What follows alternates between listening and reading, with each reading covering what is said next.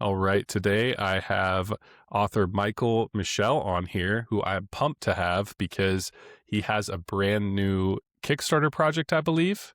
Is that Yeah, correct? that's right. And Ultimate Edition. I've been doing these videos for a little bit now, and I saw all your new art, and I was like, I gotta have this guy on the show to chat about this because this looks badass. So let's just get right into Thanks. it and tell us about your Ultimate Edition. Oh yeah, I'm just so stoked to kind of do something special where I get to like convey the vision of the book and series a little bit more for readers. There's some really outlandish things that occur in the book, and there's some like epic scenes, and so I really focused on the outlandish and the epic for this ultimate edition for collectors. And so far, people are really enjoying what they're seeing.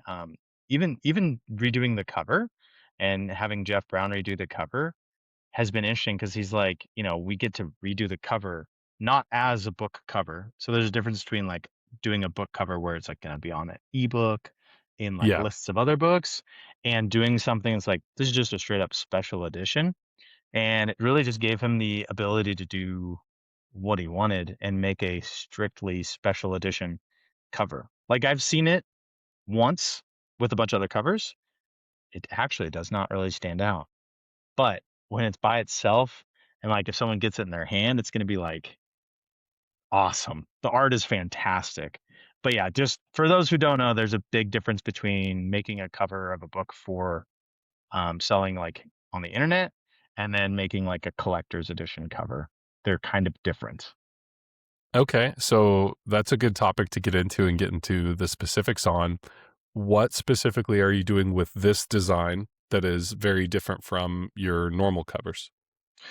I mean, my normal covers are and not to say that other people can't do this, but for me, when I was researching covers long, long ago, I would just scroll lists of book covers. I would just like literally just go scroll, scroll, scroll, scroll really fast and let my brain kind of go, what am I picking up? What's standing out? And then I'd go back and look at things and be like, these images jumped out. And I'd go back to them and be like, okay, what's this? And it always had to do with shape first. Shape drew the eye first, like some shape with some contrast. And then typically it would go to like the art and be, oh, this is badass. And then it would travel to the font. And so I use that to, and then also like looking at books in the industry, like The Shadow of the Gods had just come out, and Oh yeah, Lycanius great had been cover. out for a little bit, and there was just a lot of books, Mark Lawrence's books. A white crisp clean is used to frame up the dark, and so it's like darker or more adult epic fantasy seem to have crisp clean white covers with some other thing on it. And so that's how I landed on my covers. Whereas with a special edition, you can get a lot of details going and have it can be busy, right? Yeah, Like it's yeah, for someone who wants to go, I want to like sink in and look at this holy shit, look at all this cool shit going on and this is awesome. yeah.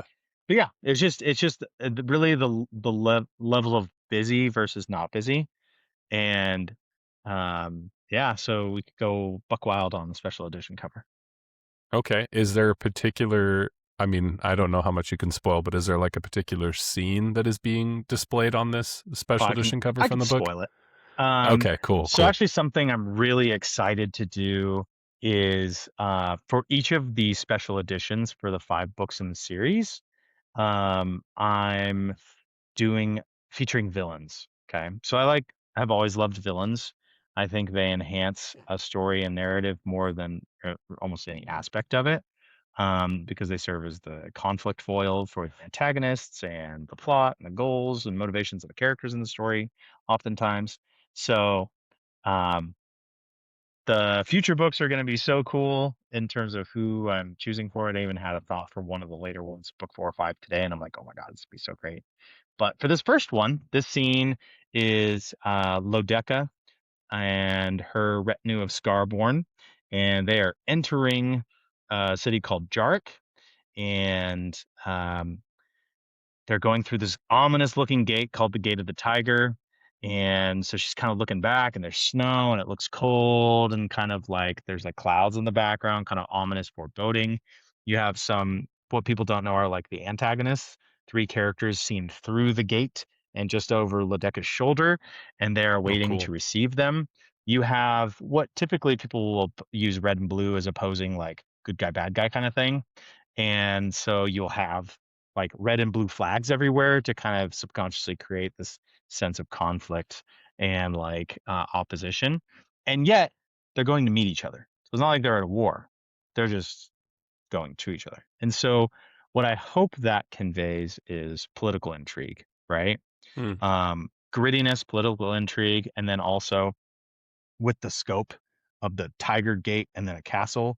And then there's like a little military camp off to the left with a city in the background and like, all these banners and like soldiers going through the gate. Epic scale. So, I mean, those are both very true things of my series is that it's strong political intrigue and very large scale. I looked at a list of characters from my editor the other day and I was like, holy shit, that's a lot of characters. That's in book 3, but still a lot in book 1 too. I love it. I love Yeah. the ambition and that you're not afraid to scale big. So it's good times. Yeah, nothing if not ambitious. So how did you find your cover artist for the special edition? So I met Jeff at Worldcon actually, and Oh, awesome. he slapped me with a tiny hand, in the tooth. He got me in the tooth. He was walking around slapping people. It's a weird way to meet your cover artist, just getting slapped by them with a tiny plastic hand. But pretty funny. He's super cool guy. I actually had reached out and contacted him like a couple years prior, when I was looking for recovering my books, and I didn't have quite the faith in myself to afford him then. But this time it was really I had to take my self out of the equation in terms of what I like for art. Not listen, I love what Jeff did. Okay, that can be misconstrued, but Yeah, yeah, of course. in terms of like what I tend to gravitate toward and what I wanted was I wanted to think about what do my readers want? What are they missing from this world? Like this is a cool cover. We've got this Yeah, character and we've got this yeah, character and they're fantastically done, right? By Christopher yeah, King. yeah. And this tends to be more my style, but what I wanted to give people what they love. And people love Jeff Brown. Like it is a thing. I love Yeah. Jeff Brown too.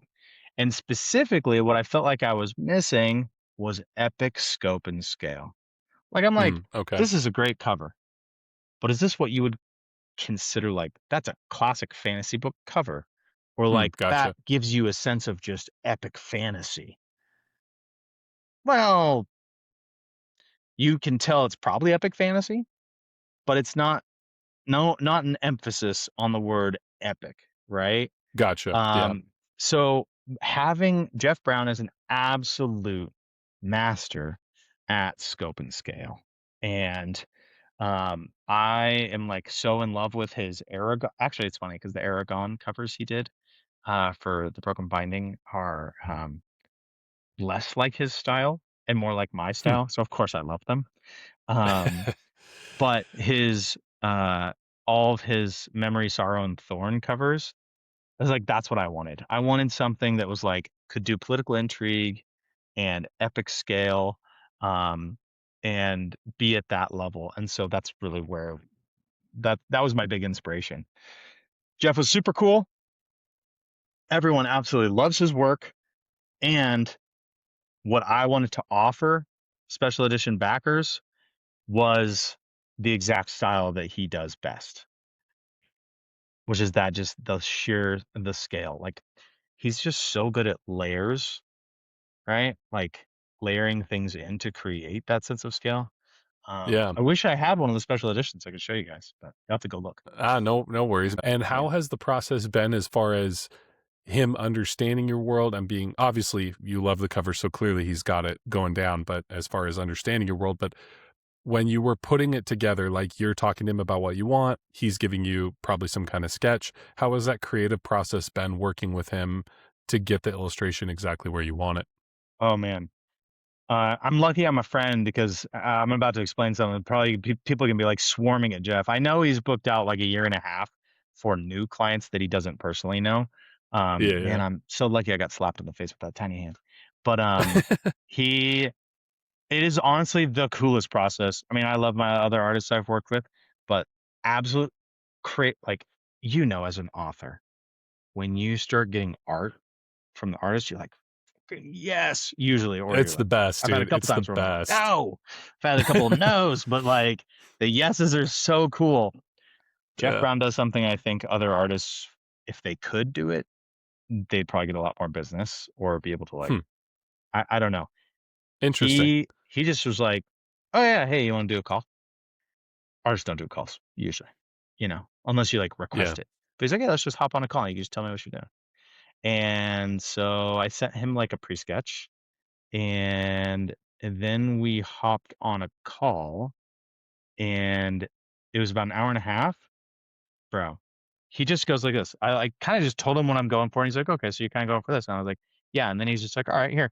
He screen shares and just, I'm not even shitting you. I wish I could show you. He's just like, it's like squiggle, squiggle, squiggle, squiggle, Yeah, yeah, line, yeah. squiggle, squiggle. I'm like, I'm like, this is expensive. What is this crap?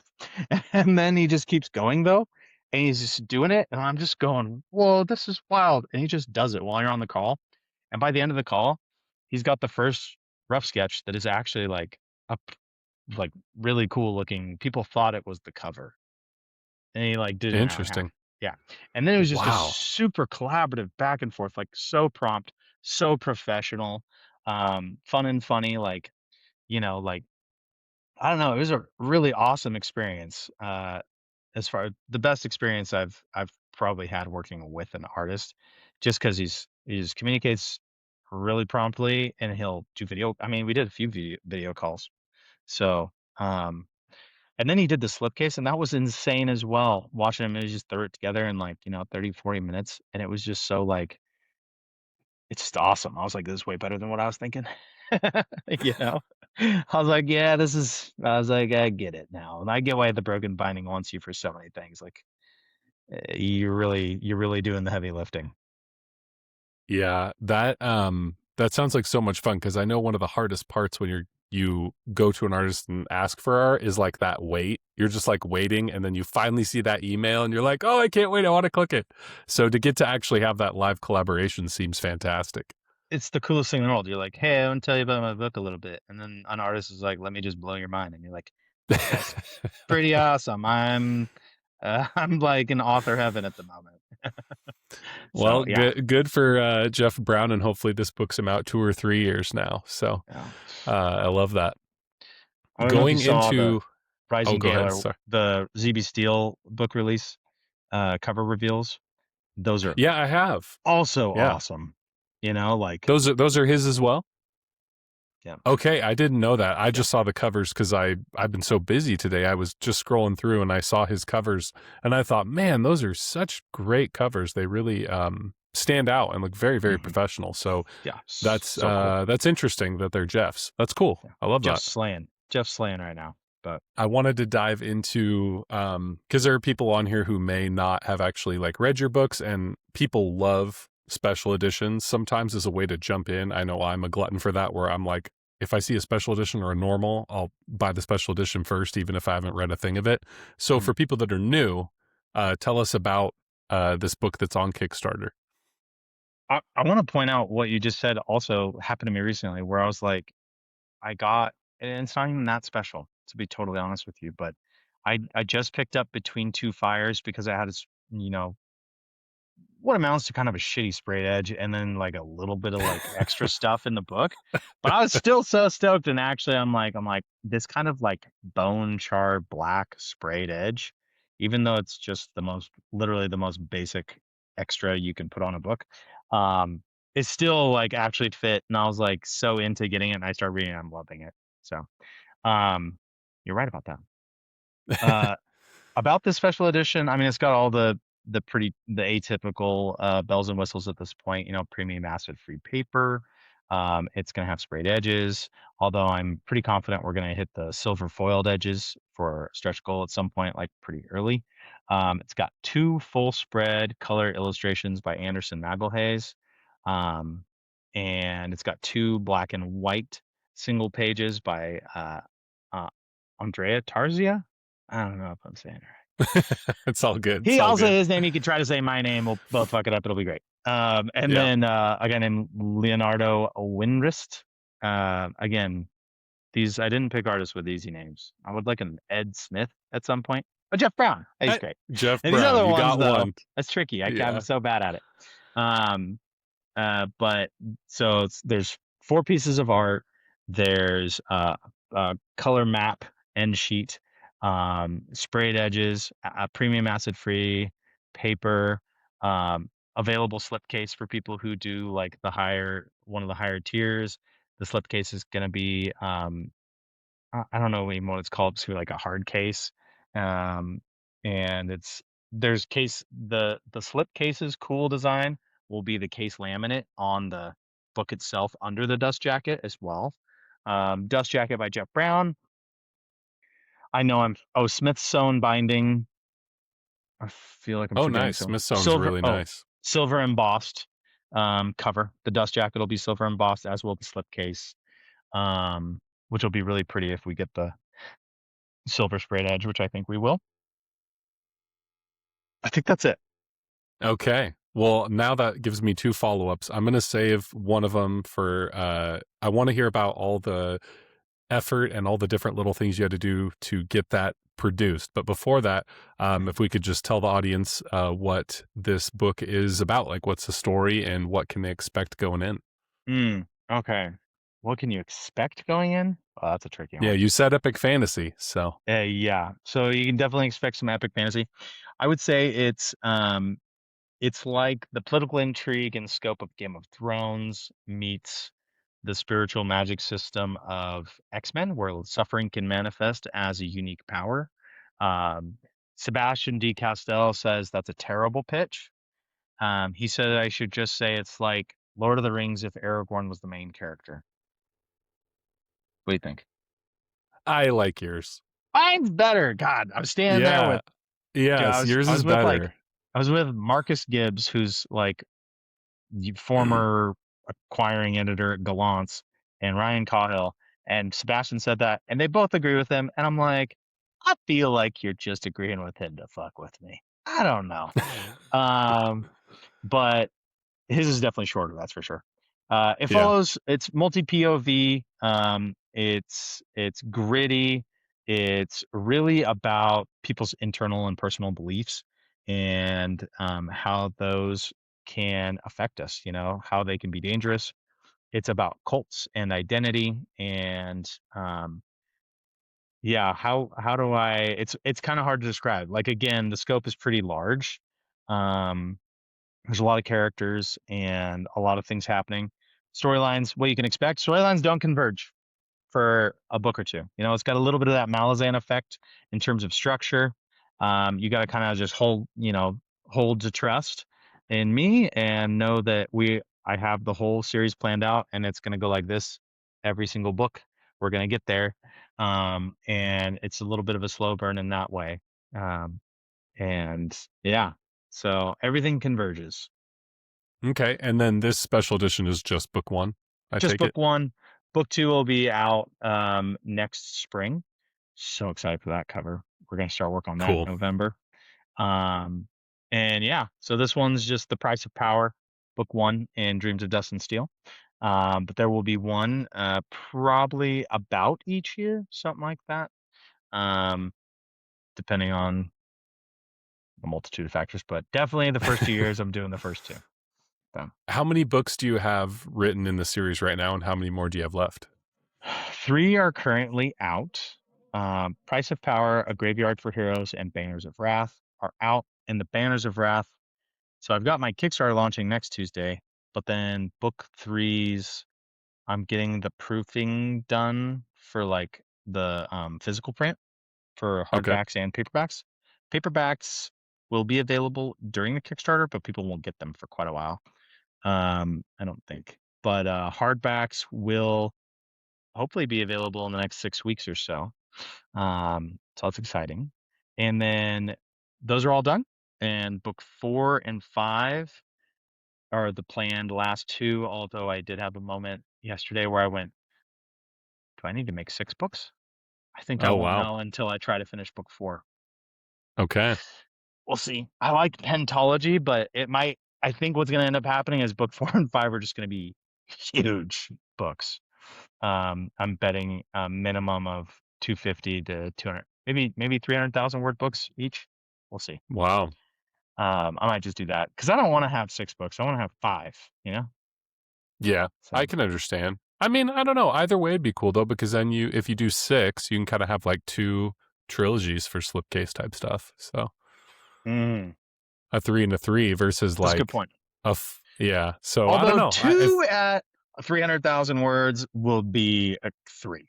I mean, size wise, I could do a three and a yeah, two. that's Uh, true. a five would be like this big, so I can't probably do that. But um, yeah, but I can't reveal. But there's a secret in terms of why five is good. Um, Okay. but yeah, so I have the last two, and they're all outlined. I know how it ends. They're pretty much like I'd say 85% mentally there. I've even written some of book 4. Um, and yeah, so although I'm maybe gonna take a short break, I owe some short stories to some things this summer, and I have a book that's just burning to get out. That I outlined and is gonna be so badass. That's not a part of the Okay. series. So Is it also a fantasy? I know you can't give too much away. it is. It is a dark fantasy, and Cool. it's about families, like a like a real like family therapy look at families. And I'm approaching it from like a very relatable lens of like what it's like to be a dad in a family, a mom in a family, a kid in a family, the second kid in a family. And the magic system is really awesome. I'm excited about that too. And it's all about how the magic system is based around the emotions that family members have and how they process them in a family Interesting. dynamic. Yeah. Interesting. Huh. Yeah. That's It'll be cool. good. It'll be good. So Is it far, going to the be a feedback standalone? is it'll be a standalone with serious potential. I'm gonna shop it traditional. It feels like it's probably more gonna fall into traditional. It's gonna be probably like 125,000 words, maybe Okay. 150. It's gonna be multi POV, but not too many. Seems like there's this weird middle ground that's emerging with trad. Um, where that's just there. It's as time goes, the thing marches more and more to a narrowed like this is what works good for us. Um, so I'm just gonna see what happens. Okay. I'm But I think I pumped. can That's I think I can interesting. finish draft 1 by September or so. Okay. How do you schedule your writing and how much are you getting done in your writing sessions? Phew. Oh, in a session? Well, I'd say my average session I probably get like 3,500 words in an average like 6-hour session. And that'll be Okay. like a weekend, weekend day. Day on the weekend, probably like 6 hours or so, 5 or 6 hours. Something like that, 3,500 words. Um, my best ever was in like a 9-hour day. Wow. I did 8,000 words. That was a lot. Okay, so you're sitting down. This is funny. The last person I talked to had to do these like 15-minute writing sprints a bunch. You're just like, I sit down, I'm assuming a cup of coffee's involved or multiple, and you're just jamming for hours. I hit the crack pipe and then I just go for it. Go for it till I fall asleep. Wake up There you sometimes I'm go. like, I wrote so much, and they're like, dude, you've been sleeping in the corner for 5 hours. I remember when I did that 8,000 word day. I had to pee for literally 2 hours. I was just kind of like writing and like going, "Oh God, I'm gonna explode. I gotta keep going though." It was like a very important climactic scene in book 3 that I'd been waiting Oh, for. So again, guys, just trust me. I set the seeds in book 1 and marinated them for 2 books, about 500,000 words later, so that I could do like a thing in book 3. Okay. Yeah. So Love it. that was that scene. It So I about exploded my bladder for that scene. it's worth it. I get it though, because when you're in the zone on one of those moments that you've been thinking about and then it's happening in front of you, Hmm. and I'm sure you're like me, like when I'm writing that scene, I'm like visualizing it. Like I see it Hmm. like a movie. Hmm. So it's like you can't walk away from that. Nope. Oh, I would not want to break the momentum. I use momentum breaks just for like, I'm like going, going, going, boom. Okay, pausing for too long. Let's get up. And then I like get up and go walk around, and I walk back, and then I'm like, all right, there we go. Okay, we're back into it, and slow. Nope, nope, nope, nope. All right, I'm gonna go take a break right now and do something else. Okay, interesting. I love these little moments, learning how different people's brains work on that. When you got started writing, Hmm. how did you eventually get to a point where you could write like that? I'd assume when you started it probably wasn't like that, or was it? Hmm. Well, I started with short stories like 15 years ago, Okay. and doing short stories is a little different. So I would say there was one short story because, like, you take a couple, two or three cracks or four cracks at a short story, and I would just sit at my parents' kitchen table and just do that. And I, it would be, to write a 4,000 word short story, it'd be like 2 or 3 hour and a half sessions or something, 2 hour sessions. But what I did one whole summer was there was an 11,000 word short story, and I edited it so much. I probably edited it for like 2 months straight, just Wow. going back to it, editing the crap out of it. Is that short story good? I don't know. It's a weird one. I think it's good. I've had a couple family members be like, "That's my favorite." But has it gone anywhere? No, it's an 11,000 word short story. You can't put that shit anywhere. And it's so weird. But that's that kind of told me, I was like, oh, I really could just sit and edit indefinitely. It's kind of fun. Yeah. Um, and then I wrote a whole book the next summer, which was about 60,000 words. But I learned forcing myself to go through a middle didn't work. It was really interesting. I had one Hmm. person read it and give me feedback, and they're like, the whole middle, like 30,000 words of the middle, was just like not good. The beginning and end were great. And I was like, yeah, energetically, I was excited about the beginning and energetically excited about the end. In the middle, energetically, I was just writing crap. And then I realized, oh, it's all about energy management. Like I just told you, it's like I go and I'm like, oh, okay, time to walk away, or I'm gonna write a bad sentence. And I come back and I'm like, okay, the Yeah, yeah. energy's there. Here I go. Um, I also think it's the most efficient way to write. Um, but that's what that taught me, and so that kind of prepped me. And then I probably took like 5 years between that and writing The Price of Power, Okay. maybe more, maybe 6 or 7 years. Were Yeah. you still actively continuing to write in that period, or were you sort of like cold turkey out of it and then you just got back in with Price of Power? I was still writing here and there. I was like doing world building, and I'd write little sections of Price of Power. Nothing big, nothing really clicked. Until I like got my certification as a life coach. And the training for that kind of clicked a whole lot of things in place for me in terms of like the philosophical underpinnings of the book. But also I think it made me a better writer. Just the way my brain worked after that. After learning, because coaching is often just about like synthesizing information, right? That's all it is. Yeah. You're just constantly synthesizing what other people are saying, and then turning something out that's like cohesive and salient. Yeah. And it's also very strategic in terms of like breaking things down. It's like, okay, here's a big concept. We got to talk about hopes and dreams. Well, what are the core pieces of hopes and dreams? Now we got 3 bullet points of 3 punchy sentences. So like that processorial training, um, that helped me a bunch with like being able to break down and write out a novel. Like it's a Mm. endeavor. It's running a whole business. So Yeah.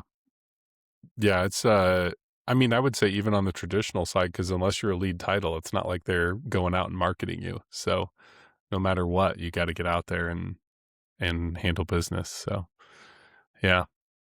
What made you decide to take, your book self-published versus shop it around, or did you shop it around? Sorry, I was just talking on the mic. Uh, You're I good. It's actually really interesting. When I was trying to decide, and someone from my old writing group had done self-publishing, and then I had some other friends who'd done self-publishing, and I wanted to go trad. Um, and actually, it was interesting. There was this email from a guy from my old writing group. His name is Jerry Oltian, and he's been a trad author for like 30 years. And he, I mean, he's legit. He's written a bunch of books for Star Trek, and Oh, he's, I okay. think, he either is or was the most published author in the history of Analog magazine, with Oh, like wow. over 100 short stories. Um, and I was in a writing group with him for a few years, and I emailed him and I said, "Hey, I'm thinking about going self. I'm like, can you just tell me what you think? Like, just decide for me, pretty much." And I thought he would be like, "Well, self-publishing is not very prestigious and legit." He came back with, he was like, "I've had 4 agents. Two were terrible, one was okay, and one was good. One of them even stole from me." And then Wow. he was like, "Things aren't, the stigma against it's not as bad as it was. TradPub is kind of a dinosaur that may have breathed its last." He's like, "If you can sell 1,000 books indie, you'll probably do better than 95% of trad authors." He's like, "Your book in most cases will probably just go, you don't have any IP control whatsoever, and your book will probably not burn out, go to Costco and the $1 bins, and then that'll be it." And I was like, Wow. "Shit. Okay." It's like, "Thanks, Jerry. Well, fuck it." But then I queried anyway. I queried for about 2 weeks, and which is not very long, just so we're all clear. I queried for 2 weeks, Yeah. got a partial request. That request didn't go anywhere. And then the whole process of querying felt so, I was like, who are these people? I was like, why am I sending them? I was like, why do I need them? And Jerry was like, if you've got any kind of personality whatsoever or like any kind of ambition, you could probably do way better as self-published. You'll make way more money. And that is almost certainly true. So, um, yeah, I think it's a great decision. I actually called it the Kurt Warner approach is what I came to Oh, for myself. nice. I love If that any, idea. yeah, if anyone's unfamiliar with who Kurt Warner is, he was a Canadian Football League quarterback. In the Canadian Football League, just so you know, sorry Canadians, is like a much lower league than the NFL in terms of skill level. But he did so good in the Canadian Football League that he was brought into the NFL. He had built a lot of confidence and learned himself as a football player by the time he was in the NFL, and he dominated those lower leagues, and he just continued to dominate. And he's actually part of one of the most dominant offenses in NFL history called the Greatest Show on Earth and or Greatest Show on Turf. And he won a Super Bowl and was a Super Bowl MVP. And so I said, I'm going to do the Kurt Warner approach. I'm going to try to enter the lower league. No offense to the Indies, but it just kind of is compared to trad, Yeah. right? It's the Canadian Football League. Yeah. That's how I looked at it. And I was like, I'm going to try to like separate myself from the pack. And then maybe someday I'll get pulled up to the NFL. And TB uh, TBD on whether it's working or not. I think it's working for me all right. So I haven't got pulled up to the NFL. I'm not Kurt Warner yet, but actually, funny enough, I told Maurice Alfrich was interested in. He was like, I don't know. He's like, indie. I know it's a lot of work. He's like, and I talked to him on Instagram. And I was like, Kurt Warner approach. This is what it is. And he was like, oh, that's interesting. I think I'm gonna still try to go trad. He did that for a while, and then he went indie, and then he's now going trad, and just Kurt Warnered himself right up there. I think it's so cool that he did that. So I was like, there you go, there it is. I see that being a smarter approach even more so now than back when you started or when I started, because it's so much easier to get great art. Like, you can go to any Comic-Con and find fantastic artists, and meet them in person and see what they're capable of. And also, I think that traditional publishing, because they're such a big dinosaur that can't move quickly and adapt to the market. I think more and more they're going to buy up popular books. Like, I mean, obviously the example is Dungeon Crawler Carl, but they also bought, Baldry's Legends and Lattes. Like, I think they're going to start finding these self-published books that have an audience and be like, we can fine tune you and we can, you know, exactly. We can take your book and we can Mhm, just put it in front of more readers than you can. And we'll take your, 10,000, 20,000 fans and we'll turn it into 150,000 fans. Like, mhm, I think that we'll see that more and more. So the Kurt Warner approach to me, I think if you're getting into it, makes a lot of sense. mhm. Yeah. And if, you're around for a while, I do think I would like to do some level of hybridization, trad and indie. I just want the street cred on a trad book at some point. Would be kind of Yeah, no, nice. it's fun. It'd be fun, Yeah. see your stuff in all the Barnes and Nobles and all that. So I totally get it. I feel the exact same way as you. So, Yeah. um, but I just love the freedom you get. Like, you think about what you're doing with your Kickstarter. It's like you have such control.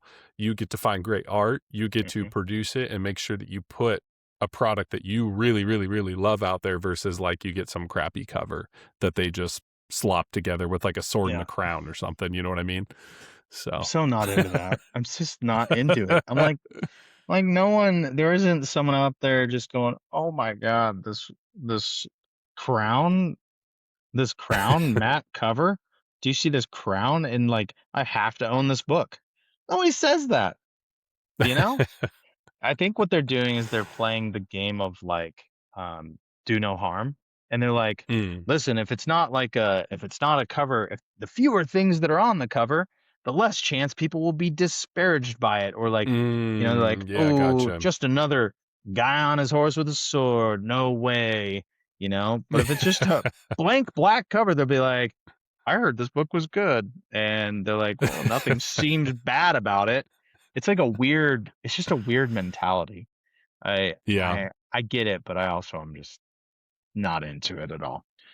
And then meanwhile, we got it'll be like the Polish version of some fucking book, and you're like, that's the coolest art I've ever seen. Why is this Yeah, not yeah. the art for the book? Gosh, come on. But they know they've Oh, got some metrics that we don't, but I also sometimes question whether they know what they're doing. yeah, I mean, I would think they're not up to date on trends. I think they're probably behind just because of the nature of their game. And Mhm. it's interesting you brought up the, graphic-y, designy covers because publishers ask for those more and more. And we're on a yet to be announced anthology thing. And when I was looking for cover art, some people had brought up that Mm. type of cover, and I went and looked for people to hire that do that. And they're way more They're expensive than so like, expensive.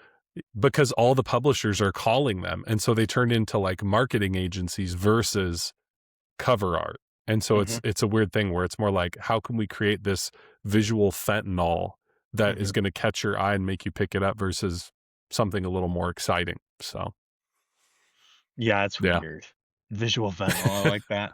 Yeah, I they're stole just that. So, oh, okay. That's pretty cool though. They are just kinda like not cover art, they're just making an ad. They're making a yes. really fucking expensive ad.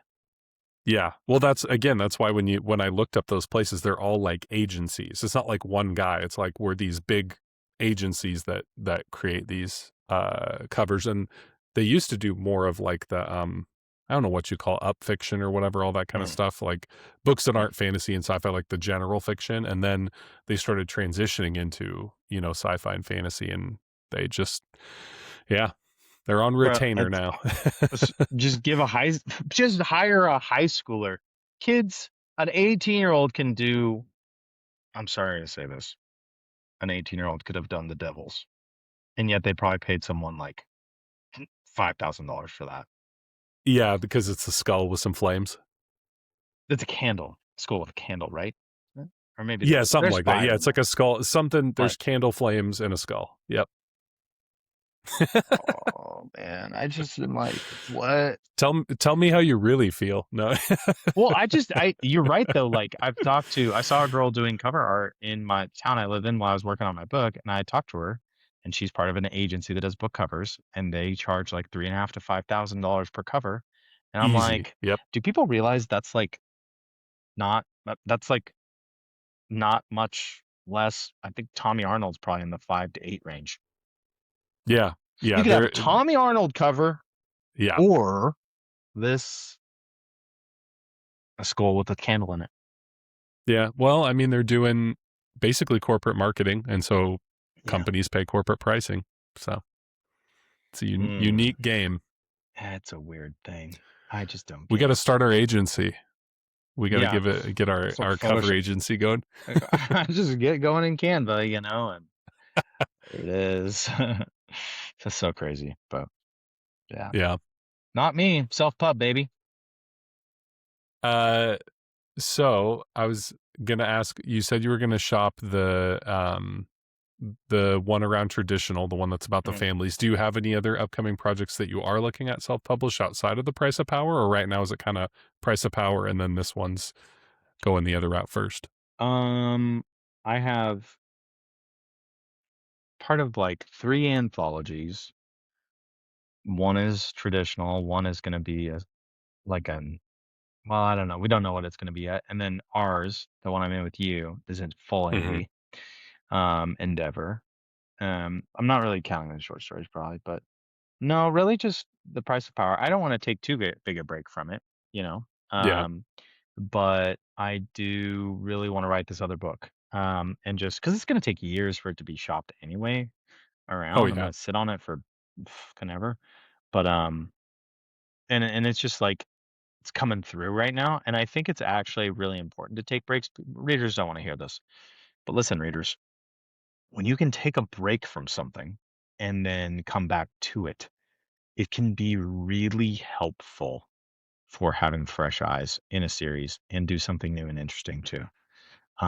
So, I just wanna be able to, like, doing a new project will give me, like, a you know, cord cut from Dreams of Dust and Steel for at least a second so that I can go back with fresh eyes. Because I was already starting to, like, outline and stuff, and I don't wanna get burned out. I don't wanna feel like I'm burnt out on a specific series.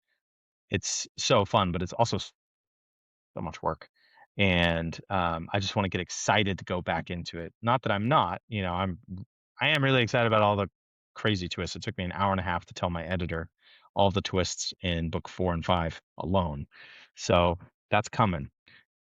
But I wanna, like, keep building up and, like, putting in the back of my mind, "Great twist. Okay, here's what we can do. Okay, here's what we'll do to make that even more, like, epic."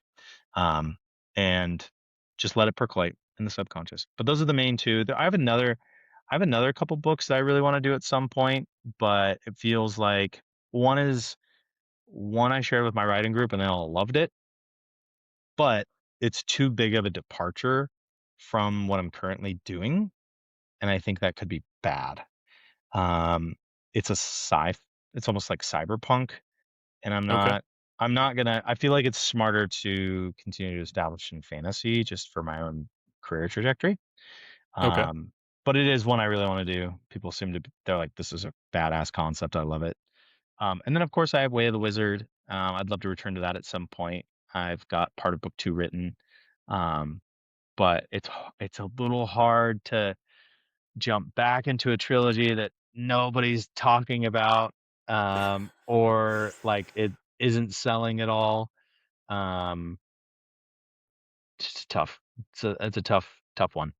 And I would love to get to it. It's like I'd love to get to it, but it's not necessarily a top priority. I know some people would be bummed about that, but Yeah, and I totally understand, especially if it's, what the readers are asking for the other stuff more than, it kinda is what it is, so. yeah, yeah, you didn't I'm sorry, I know everyone wants to blame the author, but I'm like, "You didn't talk about it. You didn't love it enough to talk about it all the time." I don't know. Fair. So, I wanted to, get into, something I meant to bring up earlier, but you have a really strong understanding, obviously working with you on this anthology, I've learned this, you have a really strong understanding of producing and executing Kickstarters, and everything you talked about that your special edition is going to have is something that a lot of people would want to do with their books. mhm. What are the places or resources you're going to be able to get these like embossed, covers and all these beautiful things? I guess walk me through that production process. I haven't produced anything yet, and also, like, I am getting a lot of so I did my own Kickstarters, but they weren't special editions, and they weren't, like, fancy, and they are probably Yeah. gonna be even though they were successful to me, and it was great, and Yeah. I fulfilled them myself, learned in that process it's better not to fulfill them yourself. It's And hard. so, It's a lot of yeah, work. this time I am working with Merrick Books, and they're doing the organization and fulfillment. And I'm still doing a lot of the work. Like, I pretty much did the whole story and put together all the graphics.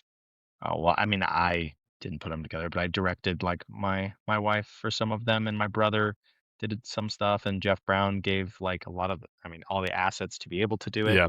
um, and stuff. So like all of that setup and consultation was a part of, but Merrick Books is going to be the one contacting those people. I think they're at the very least they're the ones who are going to tell me who to contact for anything that I like. If I'm doing challenge coins or enamel pins or whatever it may Oh, be, gotcha. Okay. they're the ones who are going to like set up the connection for me to be able to do that. So I don't necessarily like know yet to who to go. I mean, I know the company that we would go to, but it's like I have a contact there. Yeah. Does Merrick now when it comes to your book, does Merrick actually like they're getting it print, bound, the slip covers, all that? Are they handling all that once you give them the graphics, or how does that process work? Once, yeah, we're gonna like once the Kickstarter is done, they're gonna start going into the production phase, and they'll set me up, or they'll set it up. I don't really know what, but I actually have no idea. I don't know if I'm giving them a bunch of stuff and they're setting it up, or they're just telling me, hey, go to them, do this part. Um, but I suspect they actually maybe do it. I don't really know. But then we'll get the proofs and make sure it looks great and stuff before we order the big palette of Yeah. books. Hopefully a multiple gigantic palettes. That would be really fantastic. Um, I would love Where's your that. Kickstarter at right now? 692 followers. Wow. Okay. And so you're in like the pre-launch phase right now? Hmm. Yeah. It launches next Tuesday, the 26th. Okay. And so for the process for that, is it just like to set like how are you setting up that pre-launch piece? Because I know you have to have a lot of visual materials when you even set up the pre-launch or people aren't, gonna pay attention. But The Jeff Brown cover reveal was pretty impactful, and I can't stress this enough to like new authors is make connections, network, meet people and network, and just be chill and cool and offer to help people out if they need some help and boost.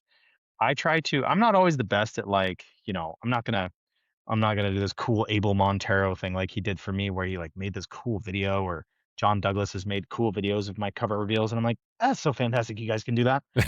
I can't do that, and I don't have like a ton of time to like do full on posts for people. But what I do is I will repost and I will go in and I will like all the comments to up the likes and increase engagement, and I'll like make comments to increase engagement and do everything I can to help people out. I'll do newsletter swaps and backer swaps, and make recommendations here and there. I do what I can. Like I wish I could be more involved, or one of these authors, these crazy men like Andy Pelican or CB Steele, who are writing and reviewing books and coming up with these great posts. man, But it's just a lot. I can't it's so much. Um, but yeah, like I yeah, I definitely the cover reveal with Jeff Brown was really big. That was a huge piece of. Are you asking like how to get followers for any Kickstarter? just more so. I mean, obviously the followers part is good, but more so asking like when you're actually setting up that page, like what was your Oh, process? Because I know when we talked about the anthology, you keep saying like over and over, we have to have a lot of visual material to get people oh yeah. interested. Oh yeah, you have to have a lot of visual material. You have to have like section headers, to keep pulling people along visually, and it's just a way to like anything that you write that'll have like bullets or could be represented in a graphic is usually better than having a ton of text, because you want someone to Mm. just keep looking, and the longer someone's looking, the higher the sunk cost fallacy. They're like, well, I've spent 5 minutes here, I guess I'll buy this book. um but it's a very visual platform. They do it, it just that was true when I did it for my little Kickstarters. It's even more true now when Merrick's like, yeah, get the assets on there. um and I've still got to build a couple.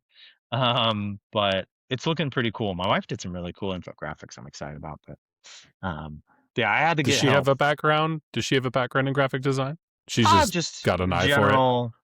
She's made some invitations for some baby showers on Canvas, and she knows what she's doing.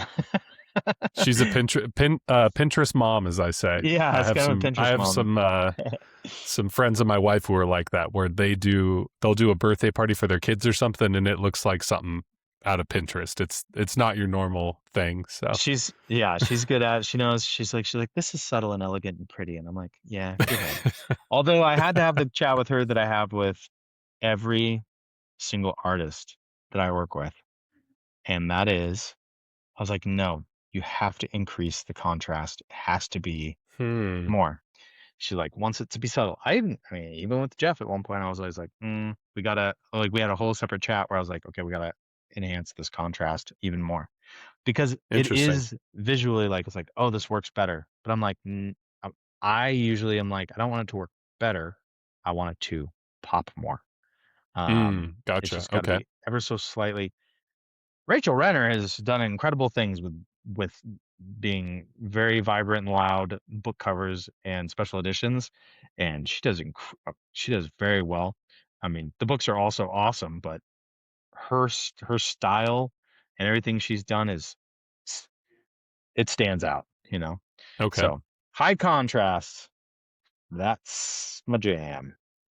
When did you come to the decision of using high contrast like that?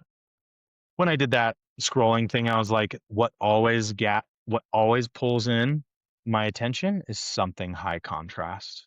And I just noticed in ads too, like um, advertising, commercials, like it's even in film taglines, you know, if you can create contrast in the tagline, like a loving father with an urge to murder.